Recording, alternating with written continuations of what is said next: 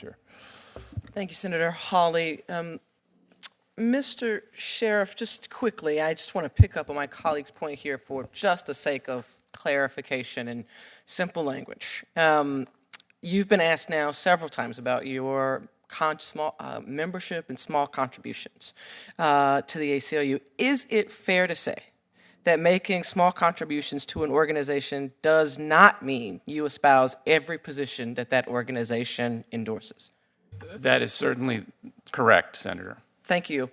Judge Becerra, Judge Damian, Mr. Leibowitz, Mr. Sheriff, you each spent several years serving as federal prosecutors. Thank you all for that work and that service. During that time, you've each played an important role in sentencing decisions in criminal cases, making recommendations about sentences to judges hearing the case. Can you each speak to the process and considerations that you used in making sentencing recommendations during your time as a federal prosecutor? Ms. Damian, do you mind beginning? Sure, and thank you, Senator Butler. So as a prosecutor, when I started, the guidelines were mandatory, and then eventually they became advisory. So as a prosecutor, one of the first places you do, or at least I did look, was to the sentencing guidelines to get a sense of what the range could or should be. And of course, there's whatever the charging statute that the person is charged with usually also contains a statutory maximum, perhaps a statutory minimum. So you look to the charging statute. And then also 18 U.S.C. 3553A also contains different considerations that you know that the court will be taking into consideration. Now, as the prosecutor, obviously you're making the recommendations. As the court, you're making the ultimate determination.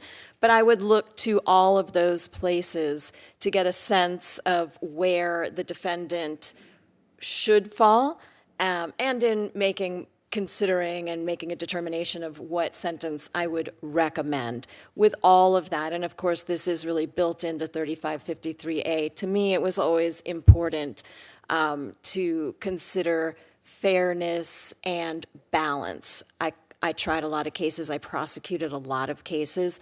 I was aware of where some people fell, where my colleagues' cases, defendants fell. I liked to see, if possible, that people that were charged with the same thing who may have equal backgrounds were falling somewhere similar in their recommended guidelines ranges. Thank you for that, Ms. Damian. I think it's the issue of sentencing and the process that our judiciary uses is incredibly important to unpack and help the public to understand.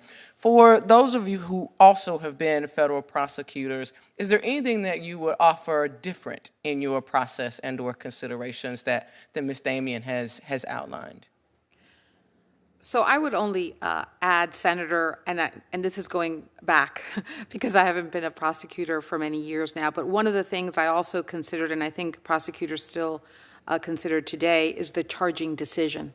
Because so often what you charge and how you charge the case affects the sentence. And so as a district court judge, I'm bound to what recommendations will be before me, in large part based on the charges. So I think prosecutors have enormous obligations with respect to charging decisions, because I think in many cases that ultimately will affect the choices, if any, that a judge might have in sentencing someone. Just with one last quick question, Mr. Sheriff, I noted that there are not very many of us who bring together Mississippi and California, and I just can't let the opportunity pass me. Can you talk about your experience at the Mississippi Teacher Corps and what led you to choose to be a part of this program? Senator, I've seen in my own family how important education was to advance folks. And even before I went to law school, I had tremendous appreciation for the opportunities that I've been afforded through education and more generally in this country.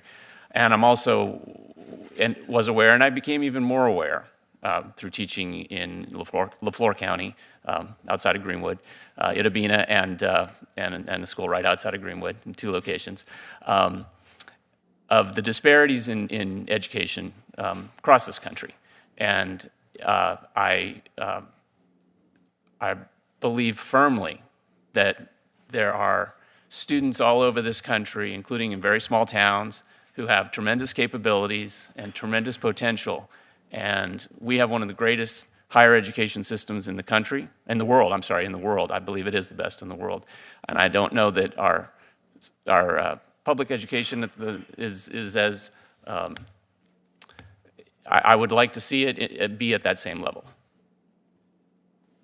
As would many of us. Thank you, Mr. Sheriff. Senator Welch. Thank you, Madam Chair. Mr. Leibowitz, among the many areas of effort as a prosecutor, you did some work with Guantanamo, as I understand it. That's correct, Senator. I was very privileged to be part of a team that reviewed